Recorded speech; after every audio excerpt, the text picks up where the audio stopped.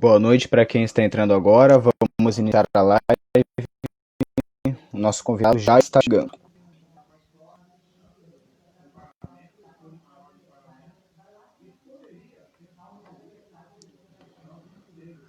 Você virou ADM da Confembras? Não, meu não. Eu sou um dos editores da Confederação ao convite do Rodrigo e ele não pode fazer lives por enquanto, tá? Ele está trabalhando, estudando e ele deixou essa função para mim, tá? Então, para quem não me conhece, eu me chamo Thiago Oliveira, sou líder do movimento monarquista no Rio Grande do Sul e também a convite do Rodrigo, faço parte da Confederação Monárquica do Brasil, junto com Eduardo Gonçalves, que ele também faz parte da Confederação e também faz as lives junto.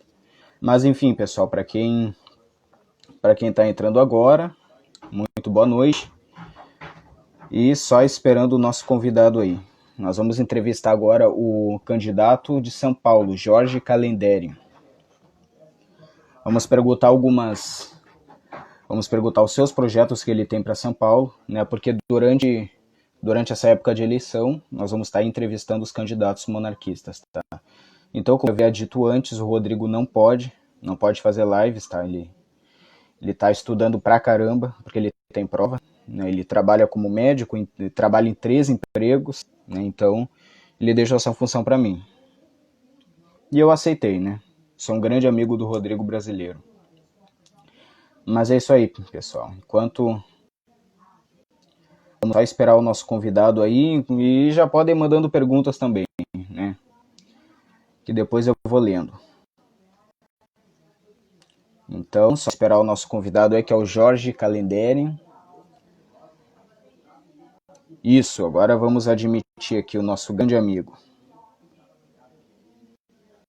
Vou te ver uma solicitação aí.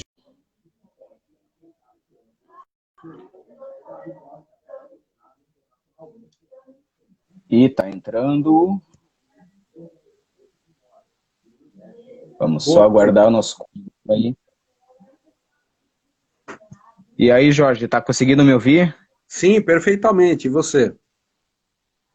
Eu tô te ouvindo, só não tô te vendo. Não tô te vendo, a imagem tá escura aí. Ué, que estranho. Tu tá conseguindo te enxergar, meu? E agora? Tá, e tu tá conseguindo te enxergar aí? Olha, espera só um pouquinho. Ó, dessa forma que tá agora, eu estou me enxergando e estou enxergando você. Tá, eu não estou te enxergando. Agora eu vou perguntar aqui pro pessoal. Pessoal, vocês estão enxergando o Jorge aí? Que a tela pra mim tá preta. Estão enxergando aí o Jorge? Se manifestem aí, só falem aí pra mim ver. Qualquer coisa ele sai e entra de novo. Eu posso mudar a Tá, mas direção. não fica... Eu acho que é isso.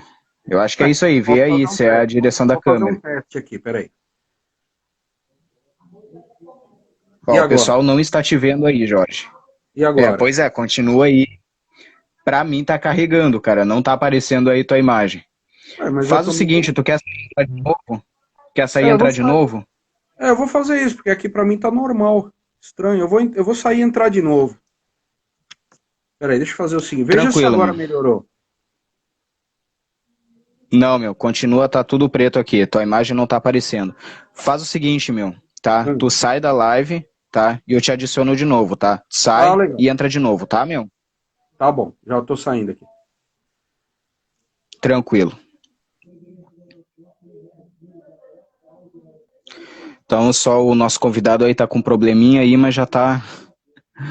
O Rodrigo brasileiro não é o Julius Roque, mas também tem 3 empregos. É isso aí, meu. Tranquilo. E é por causa disso, né, por causa dos estudos dele, que ele tem que fazer uma prova, que ele deixou a questão de... Ele deixou essa função aí de fazer as lives para mim, né? Mas vai ter lives aqui na Confederação, tá? Vai ter lives na Confederação, tá? Só o Rodrigo não pode, né, porque ele tá estudando pra caramba, mas é isso aí, pessoal. Tá? Então, para quem não me conhecia, sou o Thiago Oliveira, né? Sou administrador da página Gaúchos Monarquistas, né? Sou líder do movimento monarquista aqui no Rio Grande do Sul, para quem não me conhecia, e faço parte da confederação também. Então, só o nosso convidado aí só está com um probleminha na conexão, mas ele vai já entrar. Daí a gente vai bater um papo. E nesse tempo aí, pessoal, a gente está entrevistando os candidatos, né? A gente está entrevistando os candidatos monarquistas. E vamos ver se ele vai entrar agora. Jorge Calenderi, vamos ver. E agora tá aparecendo, mas agora dá para te ver aí. Agora sim. Tudo bom? Boa noite. Tranquilo. Boa noite aí, Jorge. Como é que tu tá? Beleza, meu? Tudo bom, graças a Deus. E você? Tudo bem aqui, meu. Como é que tá aí São Paulo? Tá frio, tá calor, tá chovendo? Como é que tá? Olha, São Paulo, olha, hoje tá meio quente, mas amanhã pode ser que chova, pode ser que caia granizo, pode ser que neve, depois de amanhã pode ser que caia fogo do céu. São Paulo é uma incógnita, né? Cada dia é um clima, né? Ah, meu, olha, eu vou te falar que aqui no Rio Grande do Sul é a mesma coisa, meu. É a mesma coisa no Rio Também. Grande do Sul. Exatamente, meu. Tá, agora tá fazendo calor. Amanhã pode despencar e do nada fazer 5 graus, entendeu? A gente nunca sabe, né? Então, mas enfim. E, bom, na última live que eu tinha feito com um candidato lá de Minas Gerais, eu tava vestido de gaúcho, né? Com a pilcha, com chapéu, com lenço, tudo, mas isso eu faço só na minha página, que é Gaúchos Monarquistas, né? Não é na confederação. Inclusive, o Rodrigo queria que eu me vestisse assim, né? Que ele acha legal, né? Engraçado. Eu tava, né, fazendo a live e tomando chimarrão, né? Mas, enfim, então estamos aí. Então, pessoal, se vocês tiverem perguntas aí para o nosso convidado aí, o candidato a vereador Jorge Calenderi, pode fazer perguntas relacionadas ao tema. Nós vamos perguntar sobre planos de governo, aliás, os projetos que ele tem, né, aliás, né, como vereador, e também, claro, fazer perguntas referente à monarquia, sabe, nos dias de hoje, ativismo monárquico, tá, pessoal? Podem já fazer perguntas aí que a gente vai ler aqui, tá? Na medida do possível, eu inclusive anotei umas perguntas aqui para fazer, tá? Mas já podem fazer perguntas aí, tá, pessoal? Então vamos lá. Jorge, pode se apresentar aí para o pessoal, meu?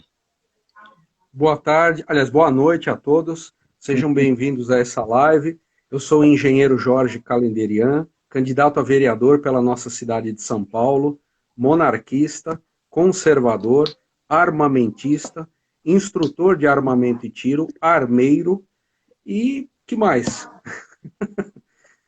E quero levantar e quero dizer uma coisa aqui, um feliz dia de Nossa Senhora a todos, né? Todos nós brasileiros. Que Nossa Senhora continue abençoando a todos nós com o seu manto aqui entre nós doado pela nossa princesa Isabel e que continue nos protegendo a todos e aquecendo os nossos corações. Isso aí, meu. Que legal que tu é instrutor de tiro, né, meu? Tá vendo aqueles alvos ali atrás, ó? Oh, então temos bastante a conversar futuramente. Sim, sim. Aquilo ali foi quando eu, no ano passado, quando eu fiz curso de vigilante. E eu amo dar tiro, né? Eu amo armamento também. Mas, enfim. Jorge, responde para nós o seguinte: qual a tua atuação no movimento monarquista? O que que tu faz assim pro movimento? Quanto tempo tu tá no Olha, movimento? então, na verdade, eu brinco às vezes falando que eu já nasci monarquista, né? Por que eu brinco falando isso? Porque eu sou descendente de armênios, né? E a Armênia, já historicamente, sempre foi um país monárquico. Claro, nos últimos anos aí, nas últimas décadas, a gente sabe que nós fomos República Socialista Soviética, mas historicamente a Armênia é um país de reinos, né, imperial, monárquico. A minha experiência, basicamente, na monarquia, ela vem desde a infância, porque eu recebi muita instrução da minha avó, que inclusive era minha vizinha aqui. Eu tive a sorte de ter a minha vizinha como a minha avó materna. E que foi uma mulher muito guerreira, que veio da Síria para o Brasil, fugindo do regime comunista que lá estava se instaurando, da perseguição aos cristãos, que o Dom Bertrand sempre muito carinhosamente levanta essa questão. E desde criança eu já fui instruído pela minha avó a conhecer a monarquia. Não só a monarquia no Brasil e os maravilhosos feitos da nossa monarquia brasileira, mas a monarquia no mundo inteiro e os golpes que a monarquia sofreu durante toda a história no mundo todo. Então, na verdade, esse meu envolvimento com a monarquia, ele vem desde a infância. Mais atualmente, eu frequento, inclusive, com muita honra, acho que é uma das maiores honras da minha vida, frequento a casa de Dom Bertrand, sou amigo de muitos monarquistas que frequentam também a casa de Dom Bertrand, sou muito amigo, por exemplo, do Dr. Beccari, que é o presidente do Círculo Monárquico. Inclusive, eu tive a honra de estar esses dias com Dom Bertrand atirando, um assunto que você gosta também, nós estivemos num clube de tiro, gastando um pouco de pólvora, munição sniper. Vamos voltar de novo, eu tenho amizade com o Dom Bertrand, posso dizer que eu tenho essa honra, com o senhor Voazô também. A gente brinca que a gente queima oxida nitrocelulose, né? E nós temos essa convivência. E, logicamente, como eu sou um cristão católico, praticante, que sirvo no altar da igreja desde os meus 6 anos de idade, sou monarquista, sou conservador, então isso cria em mim um sentimento que me deixa muito à vontade a estar perto do Dom Bertrand e de toda a monarquia. Quer dizer, falamos a mesma língua, estamos todos em harmonia, né?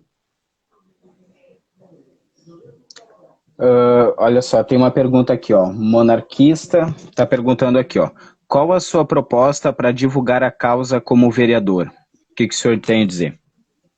Olha, a primeira coisa que qualquer pessoa tem que fazer para levantar uma causa a qual ela participa, a primeira coisa, independente de ser monarquia ou não, é dar exemplo de bom cidadão, bom cristão e patriota. Então, a partir do momento que eu me colocar, se Deus me permitir, eu espero e peço com muita fé que Deus me dê essa dádiva de ser vereador aqui na nossa cidade de São Paulo, através dos meus exemplos de conduta, eu já vou mostrar que a monarquia, para quem não conhece, obviamente, que a monarquia é feita de pessoas sérias, de pessoas tementes a Deus e patriotas.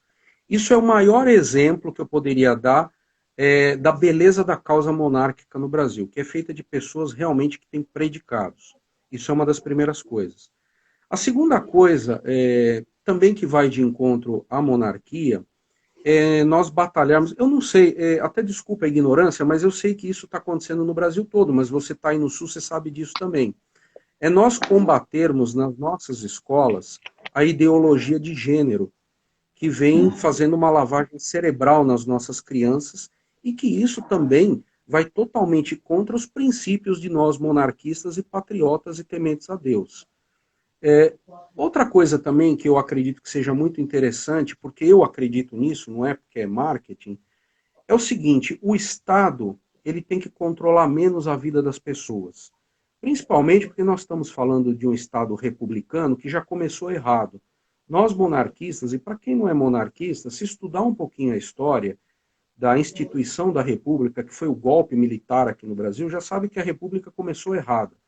E aí está aí, é só ligar a televisão que a gente vê o exemplo atual, que é muito preocupante. Então, são defender causas que vão de encontro ao que todo monarquista, conservador e religioso tem como princípio. Então, está aqui mais um exemplo como vereador, é combater a ideologia de gênero nas escolas, redução das cargas tributárias municipais, depois, se você me permitir, eu dou até alguns exemplos aqui que estão até contidos na nota fiscal, e brigar por todas essas bandeiras.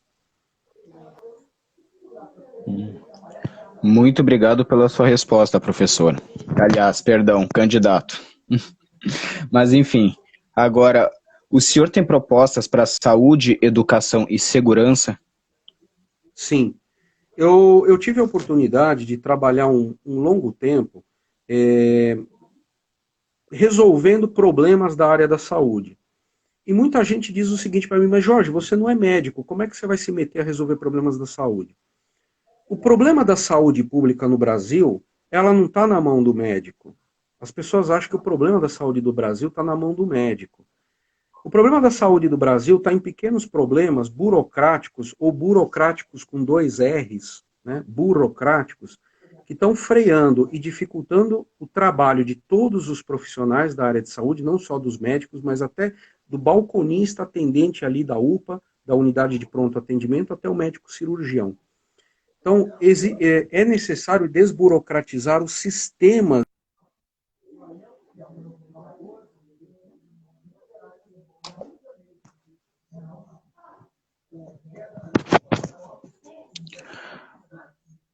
Cortou a live aí com o Jorge. Só tá dando falha na conexão dele, mas já vai voltar. Mas enquanto isso, pessoal, já podem ir mandando perguntas se quiserem para o nosso convidado Jorge, que ele é candidato a vereador lá de São Paulo. Tá? Mas enfim. Ó, ele acabou saindo, mas já vai voltar, tá, pessoal? Ele tá com problema na conexão dele. Mas enfim, para quem não conhece, o Jorge Calenderi, ele é... A live dele caiu, né, mas ele já vai voltar, tá bom, pessoal? Nosso convidado é o Jorge, ele já tá voltando aqui.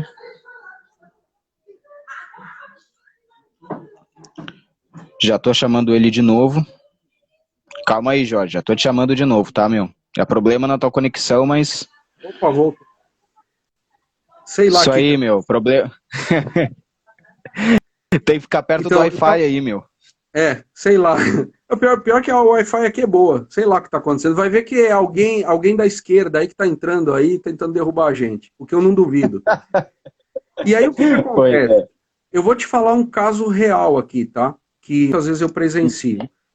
A gente tem uma demora muito grande em questões de urgência. Um caso real aqui, você pode multiplicar isso por quantas vezes você quiser. A pessoa chega no pronto atendimento com dores abdominais. Ela precisa ser atendida o mais rápido possível. Em casos, por exemplo, que eu já vi também, que é obstrução do canal da vesícula, por exemplo, que pode levar até a morte, ou uma pancreatite, que pode também levar à morte, existe muita burocracia. Então, o que acontece aqui no estado de São Paulo, geralmente? Eu não sei aí onde você está, depois você pode até me falar. O pessoal toma Buscopan e vai para casa. No caso, se você tivesse numa rede conveniada, ou seja, você está pagando um convênio, no mesmo dia você nem iria embora para casa, você faria uma cirurgia. Aí o que acontece? Você vai fazer uma solicitação de ultrassonografia.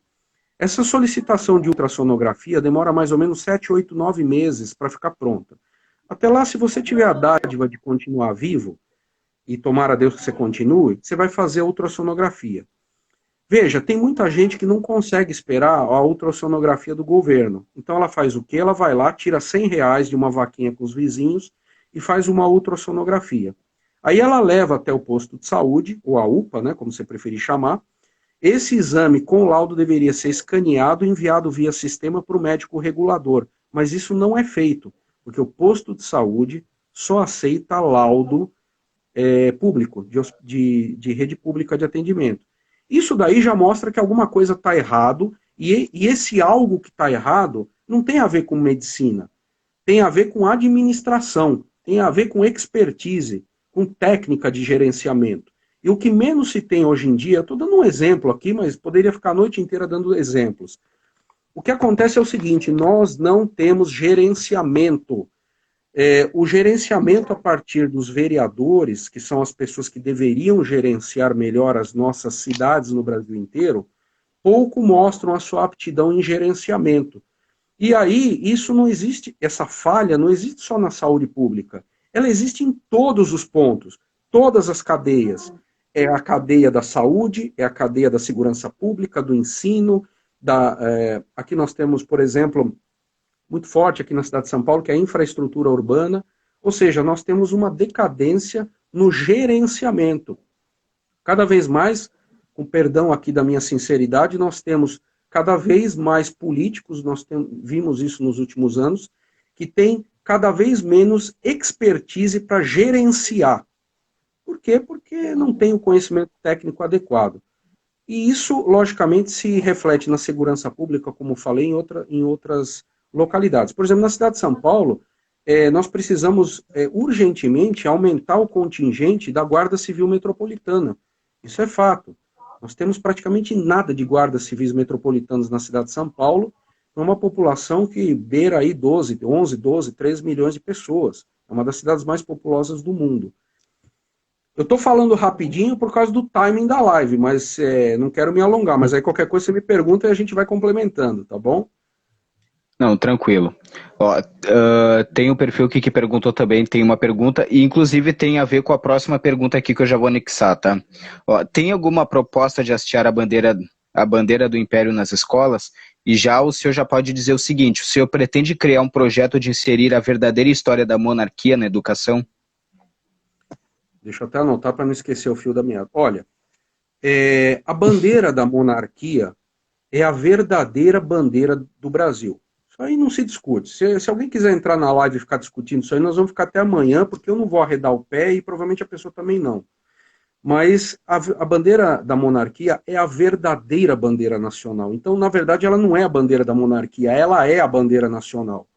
Com relação a projetos de lei para hastear a bandeira da monarquia, o que acontece é o seguinte: nós precisamos ir alguns níveis mais para baixo. Onde que eu estou querendo chegar? No básico. A gente simplesmente não hasteia nem a bandeira nacional republicana, a nossa bandeira atual. Então, na verdade, o que nós precisamos nas crianças é voltar a inserir na cabeça dessas criancinhas, das nossas crianças, o sentimento de patriotismo. E isso está sendo negado. Eu lembro quando eu era criança, 1984, 1982, 1985, que eu peguei ainda um pedacinho de governo militar. Eu praticamente não sabia ler e escrever, ainda criança, né? 4, 5 anos de idade, nós cantávamos o hino nacional. Tudo bem, nós éramos crianças, cantávamos tudo errado, mas a gente cantava. Né? E depois, com o passar do tempo, além de hastear a bandeira nacional, essa atual que nós temos, nós aprendíamos a ter amor pelo nosso país. Eu acredito que o primeiro passo, respondendo esse nosso colega, é inserir de novo no coração de nossos cidadãozinhos, né, as crianças, o sentimento patriótico. É a primeira coisa. Depois nós vamos ver que bandeira nós vamos colocar. Porque se falar, vamos hastear a bandeira do Estado de São Paulo, também ninguém vai querer hastear. Vamos da cidade de São Paulo, que é uma bandeira linda, também ninguém vai hastear. Então, na verdade, se nós não criarmos um sentimento patriótico, ninguém vai hastear bandeira nenhuma, nem de time de futebol. Com relação a projetos de lei da história, as nossas escolas precisam voltar, retornar ao ensino da história, matemática, língua portuguesa, que é o que o Bolsonaro sempre fala, eu concordo, a história, como foi falada, e uma coisa que eu sou a favor, que eu tive quando eu era criança, que era a educação moral e cívica, que ensinava literalmente a criança a ser um cidadão. Né?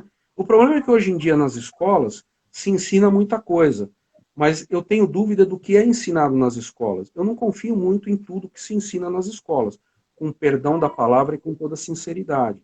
Uma delas é o ensino da história, que é conturbado, sempre reduzindo os atos heróicos, a religião, Deus, a pátria, e erguendo, colocando para cima sentimentos esquerdistas e antipatrióticos. Então isso tem que ser revisto. Não é só, como o nosso colega falou, não é só o ensino da história. Tem que se realmente colocar a escola no seu papel. Qual é o seu papel? De formador de cidadãos. Não importa se é matemática, história, geografia ou o que for. E uma coisa que eu acredito é voltar a colocar a matéria, a disciplina de educação moral e cívica nas escolas, para que nós tenhamos bons cidadãos. Muito obrigado pela resposta, candidato, porque assim também eu não sou do tempo do regime militar, mas no meu tempo de escola, quando eu era pequeno também, muitos anos atrás, eu tinha que cantar o hino nacional junto com todas as crianças, né, no meu tempo, e eu me lembro muito bem disso, e eu gostava muito, né, eu gostava muito de cantar, né, a gente cantava o hino nacional em frente à bandeira do Brasil, a nossa atual, né, então esse seria o adequado, a gente inserir, como o senhor falou, né, a gente inserir primeiro o patriotismo nas crianças, aí a gente depois começar, e é claro, já falar da verdadeira história do que foi o Império do Brasil. Né, tem essa questão também. E boa noite para Von Regio, que acabou de entrar. Acho que é o Vitor que está aí, não sei se é ele, mas se for, boa noite. Então, pessoal, para quem ainda não me conhece, me chamo Thiago Oliveira, estou fazendo as lives da Confederação, por enquanto, porque o Rodrigo não está tendo tempo, ele está trabalhando demais e estudando pra caramba, porque ele tem prova no final do ano. Tá, pessoal? Então, provavelmente eu e o Eduardo vamos estar tocando as lives da Confederação, beleza? Mas é isso aí. Então, quem tiver perguntas aí para o nosso convidado e candidato a vereador, já pode mandar aí, tá? Então, próxima pergunta. O senhor é favorável à criação de um partido exclusivamente monarquista? Que isso divide muitas opiniões? Olha, já me fizeram essa pergunta várias vezes. É, Se eu quiser enrolar você, vou ficar aqui 5 minutos falando um monte de coisa. Se eu quiser ser sincero com você, que é o que eu sou, eu não sei te dizer isso. Sabe por quê? Como eu falei para você, nós precisamos corrigir muitas coisas ainda na nossa sociedade para a gente falar em criar mais um partido político. Sabe por quê? Quem é monarquista, como você e eu, sabe disso. A monarquia, ela é suprapartidária. A monarquia não é um partido político. A monarquia é o regime legítimo de governo do nosso país. Não é um partido político. Por exemplo, nós teríamos, numa situação que seria a ideal, ou seja, sem o golpe militar que nós tivemos, e aí, consequentemente, nós teríamos uma das maiores imperatrizes que o mundo, infelizmente, não conheceu, que é a nossa conhecida Princesa Isabel, que com certeza seria uma das maiores imperatrizes do planeta Terra.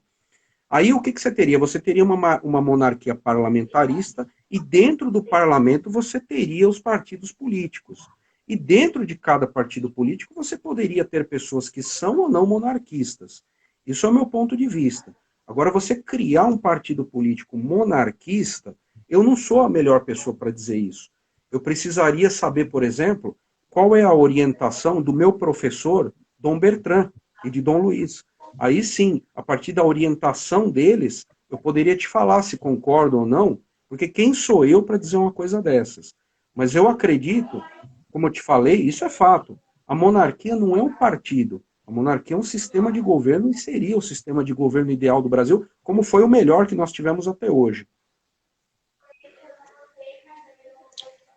Muito obrigado pela resposta, candidato, porque assim, ó, eu posso dar minha opinião, né, a respeito disso. Eu não sou a favor. Não sou a favor da criação de um partido monarquista, porque, inclusive, o príncipe Dom Bertrand, ele chegou a afirmar no programa, se eu não me engano, se chama Um Olhar sobre o Mundo. Fizeram uma pergunta para ele o seguinte: por que não existe partido monarquista? A resposta dele foi clara e simples: porque o partido divide e a monarquia une. Né? Exatamente. Então, nos dias de hoje, eu não sou favorável à criação de um partido monarquista. Eu não sou porque o que eu penso é que os monarquistas eles têm que entrar na causa. Aliás, eles têm que entrar na política,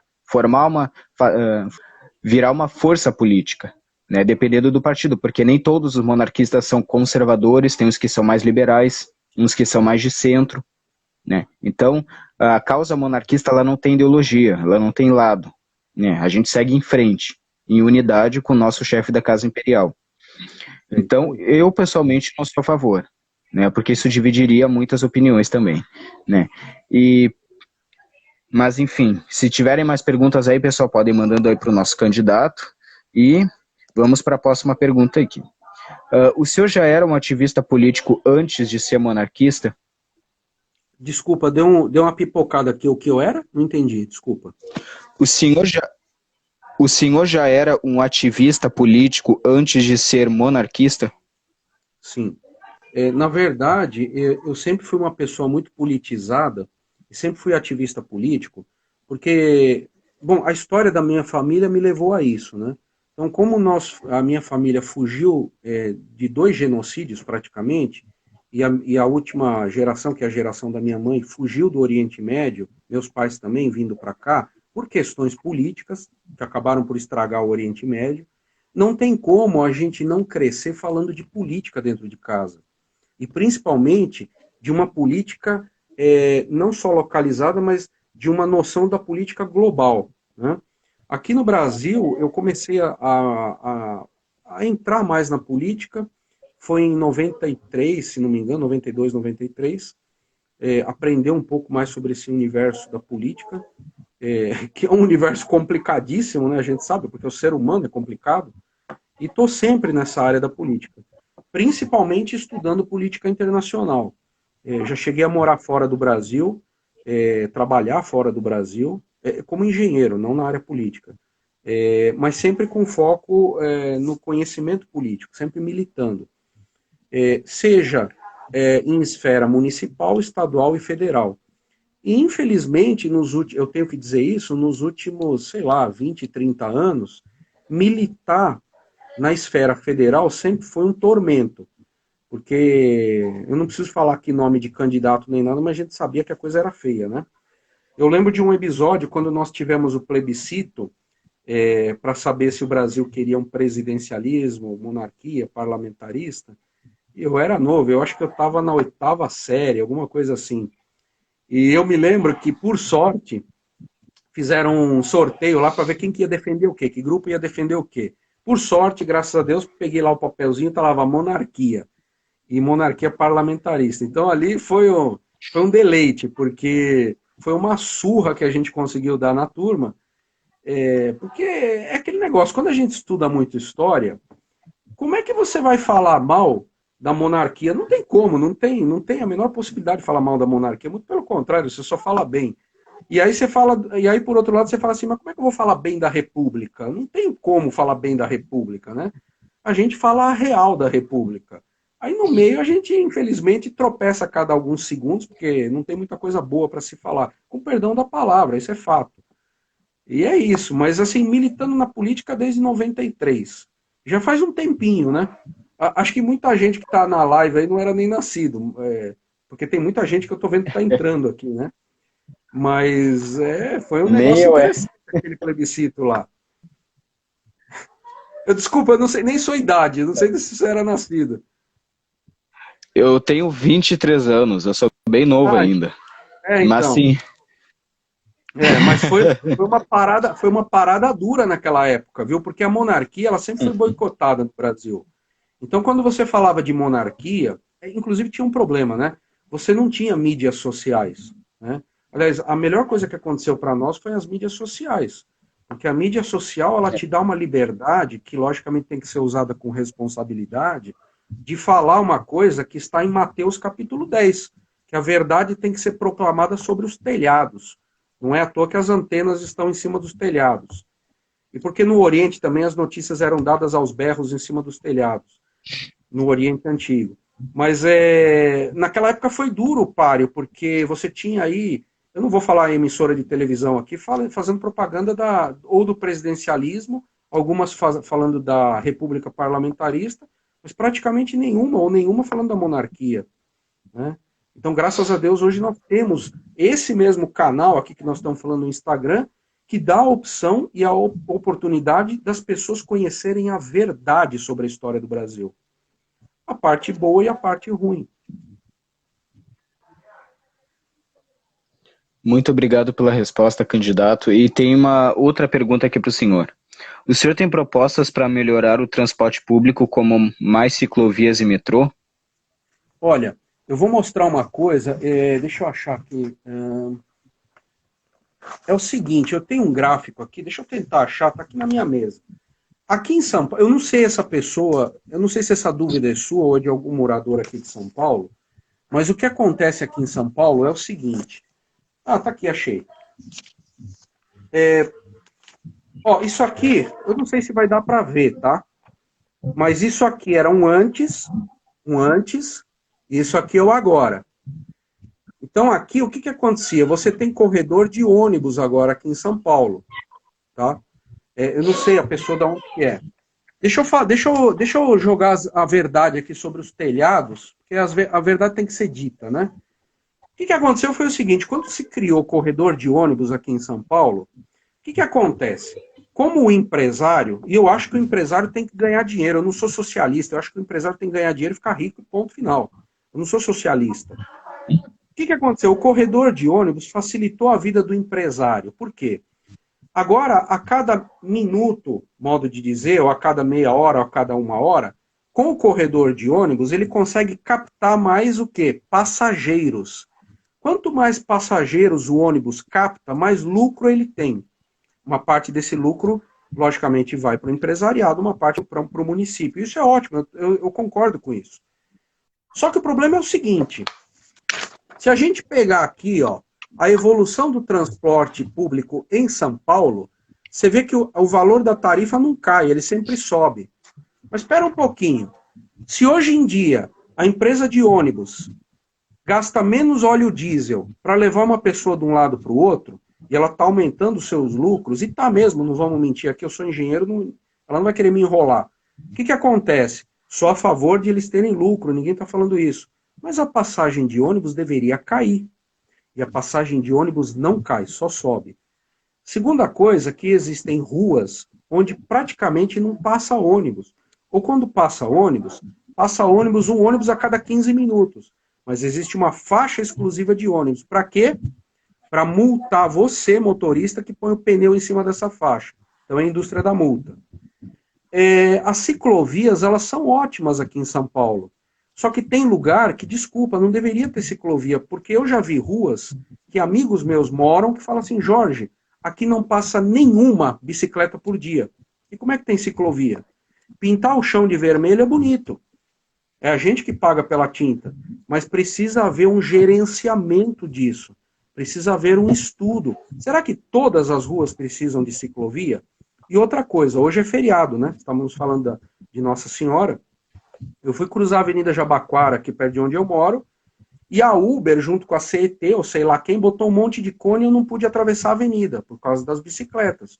Ué, mas por que quando fica vermelha a bicicleta não pode parar? Os direitos precisam ser respeitados a todos. Aquele que dirige a sua bicicleta, ou seu patinete, mas também é o motorista de carro. Deve haver um gerenciamento, como eu falo, não tem nunca gerenciamento em São Paulo, falta vereadores que saibam gerenciar. Deve haver um estudo e um gerenciamento para que todos convivam em harmonia e com eficiência. Entendeu? Existe já muita ciclovia. Precisa se estudar realmente onde precisa pôr ciclovia e onde realmente não dá para pôr ciclovia. Tem muito lugar que não dá para pôr ciclovia. É isso. Desculpa o ciclista. Muito obrigado pela resposta, candidato. Né? Muito obrigado pela resposta. Então, pessoal, querem mandar mais perguntas aí para o nosso convidado, né, candidato a vereador, podem mandar, tá? Então, candidato, na sua opinião, qual a importância dos monarquistas entrarem na política? Olha, o monarquista raiz, como nós, eu, você e muitos outros, eu estava agora com uma reunião com vários monarquistas, que inclusive frequentamos a casa de Dom Bertrand. A monarquia, os monarquistas, raízes, são aqueles que representam, com todo respeito a todas as pessoas de outros partidos e tudo mais, lembrando que a monarquia não é um partido, mas é uma ideologia que nós temos. O que acontece é o seguinte, representam o que há de mais fiel nos valores pela nossa pátria. Quando você fala de uma pessoa ser monarquista, ela está intimamente ligado a tudo de melhor que o Brasil teve e tudo de melhor que o Brasil proporciona ao seu povo. Se eu for falar, por exemplo, da princesa Isabel, por exemplo, nós ficaríamos aqui seguramente por 2, 3 horas, se não for mais. E foi uma mulher que hoje em dia a gente ouve falar de empoderamento feminino, para lá, para cá, empoderamento feminino, virou até moda isso aí. Você quer uma mulher mais poderosa do que a princesa Isabel, que ainda como princesa libertou os escravos e que com certeza seria uma das maiores imperatrizes que esse mundo, não só o Brasil, mas o mundo todo, perdeu a oportunidade de ter? Então, a monarquia, ela representa o que há de mais fiel nas tradições religiosas, morais, econômicas de uma nação. Como eu falei, eu poderia ficar aqui falando o tempo todo. Nós, monarquistas, acreditamos realmente que o nosso Brasil é o melhor país do mundo e que nós devemos seguir a Deus em todas as nossas ações, com os olhos fitados em Deus, na luz de Cristo, e, logicamente, somos armamentistas. Está aí atrás de você, você me mostrou os seus alvos, né? E somos, na nossa grande maioria, olha aí, somos armamentistas. Nós acreditamos que defender a nossa pátria é uma obrigação e não um luxo. Né? Basicamente é isso. Exatamente. Concordo plenamente com o senhor, candidato. Eu sou suspeito para falar. Eu sou suspeito para falar porque, por exemplo, o Dom Bertrand, ele é um professor, na verdade. Então eu sento do lado do Dom Bertrand e como eu tenho esse trabalho do diaconato na Igreja Católica, que ele me conhece, agora já estou afastado há algum tempo, então nós conversamos e eu procuro escutar muito o Dom Bertrand, porque o Dom Bertrand é uma pessoa de uma sabedoria que até assusta, né? Quer dizer, é uma pessoa muito sábia. E os demais amigos monarquistas, o próprio Dr. Beccari, que é amigo meu, que é o presidente do Pro Monarquia, são pessoas que tem um conhecimento que nós, mais jovens, temos a obrigação de absorver.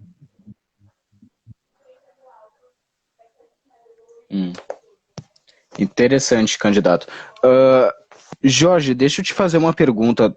Tu que é bem próximo da Casa Imperial em São Paulo, tu conhece Malcolm Forest? Sim, sim, Conhece o ele? Malcolm, sim, conheço. Inclusive, estivemos juntos agora, recentemente, fazendo, no 7 de setembro, até teve um passeio de carros mais antigos, ele estava lá presente também. Sim, sim, eu me lembro. A minha pergunta é o seguinte: o que que ele é? Ele é alguma coisa assim na Casa Imperial? Ele tem alguma função? Não, esse tipo de conhecimento sobre ele eu não tenho. Eu conheço ele muito superficialmente, de falar bom dia, boa tarde, mas eu não tenho um relacionamento íntimo com ele. Eu não saberia dizer. Eu posso depois, se você quiser, eu posso verificar e te respondo isso. Porque é o seguinte, um mês atrás ele entrou em contato comigo, né? O meu número foi passado para ele através do Rodrigo Brasileiro e ele me pediu para fazer uma edição de vídeo, né? Ah, Desse justamente do da carreata da independência, que eu tive que fazer uma edição de um vídeo até que foi espalhado, né, por várias páginas e achei bem interessante, né? Só que eu não conhecia esse Malcolm, eu não conhecia ele, então e eu sei que ele é bem próximo também da Casa Imperial, né? Mas na verdade, não conheço muito. Posso depois perguntar a Dom Bertrand, ao Dr. Beccari, e depois te passar essa informação. tranquilo, tranquilo. É isso aí. Então, a próxima pergunta, tá? Isso é uma opinião pessoal, tá? Na sua opinião, o movimento monarquista necessita do conservadorismo ou de governo conservador para crescer e um dia voltar? Olha, qualquer regime que queira obter sucesso, claro, o regime dentro da reta doutrina dos bons costumes, como é a monarquia, e que é o regime original brasileiro, ele é pautado no conservadorismo. O que a gente não pode confundir, e muita gente confunde, é a pessoa ser conservadora com ser retrógrada. Porque isso acontece. Eu acho que você já deve ter visto isso, muita gente que está nos ouvindo também. A pessoa associa, de uma forma até com perdão da palavra aqui, é uma ignorância isso. Achar que o conservador é retrógrado. Não. O conservador, ele tem como meta conservar aquilo que é a base da sociedade, que é a base dos costumes, do bom andamento da sociedade. O conservador não é contra a novidade, o conservador não é contra desenvolvimento científico, muito pelo contrário. É, o Dom Pedro II foi uma das pessoas, talvez que no Brasil tenha sido o maior amante de ciência e tecnologia, tenha sido o Dom Pedro II, e que o Brasil deu um salto magnífico com ele. Claro que na época também foi a época dos surgimentos tecnológicos, né? Mas poderia ser, por exemplo, uma pessoa que fosse contra, né? E não é, muito pelo contrário. Eu acredito sim que o conservadorismo é a saída para o retorno dos monarquistas, porque o conservadorismo, como eu estou falando, o conservadorismo não é ser quadrado, mas o conservadorismo ele vai mostrar para a sociedade o verdadeiro caminho a seguir, pautado nos bons costumes, pautado na fé em Deus, na família, que é a célula da sociedade. Parece clichê falar isso, mas é verdade. Deus, já falei, e de tudo que se cerca a partir desses princípios, que é Deus, pátria e família. E aí sim o conservadorismo vai dar esse trampolim para que, se Deus quiser um dia, quem sabe nós termos um novo plebiscito, não sei, e a monarquia possa voltar a ter o seu lugar na nossa pátria. Muito obrigado pela resposta, candidato. E, pessoal, a gente está quase encerrando a live, então quem ainda tem perguntas, podem mandar perguntas aí que eu vou passar para o nosso convidado, ok? Então, o senhor defende a criação de uma nova Constituição ainda na República ou somente que a Constituição mude na restauração da monarquia? Olha, é o seguinte, eu não concordo com metade das coisas que estão dentro da Constituição Nacional, a nossa Constituição. Essa do Ulisses Guimarães aí que a gente está vivendo. Nós temos, infelizmente, foi colocado dentro da nossa Constituição algumas coisas que deixam o Estado muito forte e o povo muito fraco. Então nós precisamos de menos Estado, mais povo. A nossa Constituição é praticamente uma Constituição que, se jogar um pouquinho mais de, de terra, vira uma Constituição socialista. Tá? Nós precisamos mudar, sim, a Constituição. Eu não sei exatamente se seria... Porque, veja, não importa o que eu acho. Importa o seguinte, nós vamos conseguir mudar a Constituição agora? Eu não sei. Não depende de nós dois aqui, mas depende de pessoas boas, no caso monarquistas, como você fez há 3 ou 4 perguntas atrás, tomem os seus respectivos lugares nas câmaras legislativas, tomem o seu lugar de direito, pessoas de bons costumes, que às vezes podem nem ser monarquistas, mas pessoas decentes, realmente que querem encarar um trabalho pelo próximo, e aí sim, devagarinho, nós vamos galgando isso para uma possível Constituição Nacional um pouco mais pautada no que é correto, né? Em menos Estado e mais povo, né? Eu sou a favor disso. Nós precisamos de menos Estado. O governo, ele não tem que... Eu gosto muito de Ronald Reagan, sabe? Nós precisamos de menos governo, e mais gente, mais povo, sabe? O governo, como dizia ele, o governo não é a solução, o governo é o problema. E o governo, ele tem que entender, e nós precisamos entender o seguinte, para colocar o dedo na cara dos governantes e dizer o seguinte: você não está aqui para mandar na minha vida ou roubar o meu dinheiro com impostos absurdos, 10% de imposto municipal para comprar desodorante e não sei o que lá, e uma barra de chocolate, não sei o que lá, isso é um roubo. Nós precisamos de menos Estado, mas um Estado que saiba gerenciar a nossa vida e os nossos recursos. É isso que tem que ser pautado uma nova Constituição. E não do jeito que está hoje em dia, né? É usurpar o dinheiro do povo, ficar mandando na vida do povo, né? Por isso que eu não sei se... Claro, nós temos essa briga de reinstaurar a monarquia, instaurar a monarquia e aí sim fazer uma Constituição. Mas se essa Constituição vir antes, ela vai ser muito bem-vinda também, porque vai dar um fôlego para nós, povo. Exatamente, porque eu acredito o seguinte, candidato, que uma nova Constituição, que inclusive o príncipe Luiz Felipe, né, nosso deputado, está organizando, né, está fazendo, é uma Constituição que vai facilitar muito a restauração da monarquia, e que inclusive vai dar legalidade para que seja realizado outro plebiscito, né, um referendo pela restauração da monarquia. Então, porque numa Constituição atual, que nem a nossa, por exemplo, né, que dá muito poder aos políticos e que tem muita centralização de poder, eles, por exemplo, eles podem pegar e simplesmente dizer que não, já houve um plebiscito em 93, então não haverá novamente.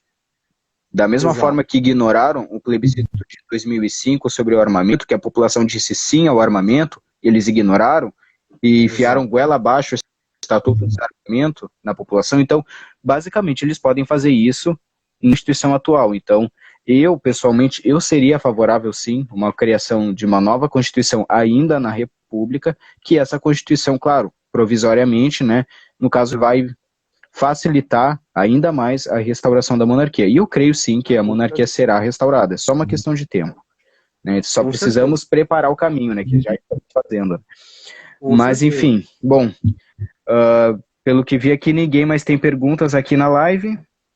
Né, as perguntas já foram encerradas, então, candidato, o senhor quer fazer a sua propaganda aí, esse tempo aí, uns minutos aí, aproveitar esse tempo para dar umas considerações finais?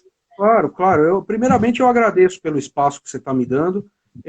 Não é bem propaganda, é um desabafo aqui.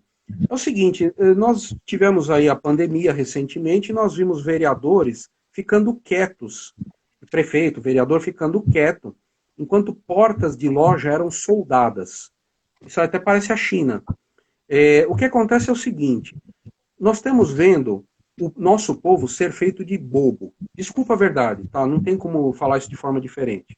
Estou usando até um termo mais ameno.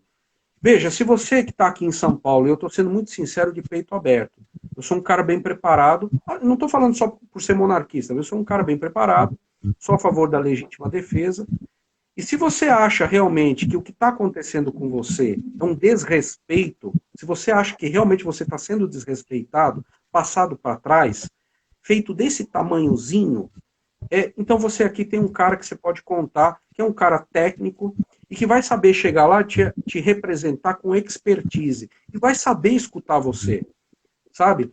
Ser um representante público não é ser chamado de autoridade ou ser chamado de doutor.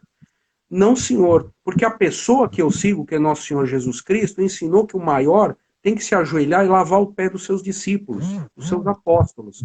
Então, a minha obrigação, se Deus me permitir ganhar, e de todas as pessoas que ganharem nessas eleições, é servir ao seu irmão, é servir ao próximo. Jesus já deu esse exemplo no lava-pés. Não é para ser chamado de excelência, é para você colocar a sua expertise a favor do seu irmão e da sua pátria. É isso. Não tem como falar isso de outra forma. Muito interessante sua colocação, candidato. E, bom, não sou de São Paulo, né, Porto Alegre, e aqui a gente não tem candidatos monarquistas, mas a gente está preparando, a gente está fazendo o filtro, né, estamos fazendo o filtro dos melhores candidatos, dos conservadores, aqueles que têm, né, uma melhor posição, vamos dizer assim, né, vendo a ficha de cada um. Não necessariamente tem que ser ou esquerda ou direita, mas um que tiver uma ficha limpa, né, aqueles que têm melhores propostas. Sim, exatamente. Bom, eu estou falando isso para você, para te cortar, porque aqui em São Paulo tem gente que nunca pegou em uma arma na mão e agora está falando que é armamentista. Eu pego em arma há 25 anos. Meus antepassados defenderam a fé com armas na mão. Eu sou descendente de mártir. Faça bem o seu filtro. Se o cara é monarquista, tem que ser monarquista mesmo. Não adianta ser esquerdista e falar que é monarquista. Você está de parabéns, faça bem o seu filtro. Sim, exatamente. Bom, em armas eu pego desde 2016, né, quando eu servi o exército, né, e eu gosto bastante de armas e defendo porque cada um tem que ter sua legítima defesa, né. Mas, enfim, candidato, muito obrigado por ter aceitado o nosso convite, tá? Muito obrigado, sucesso aí na sua campanha, esperamos que o senhor ganhe, tá? Se não ganhar, ok, faz parte, mas esperamos que o senhor ganhe, ok? Muito obrigado, pessoal, que assistiram a live, tá? Então, é isso aí. Ave Império do Brasil. Boa noite a todos. Boa noite.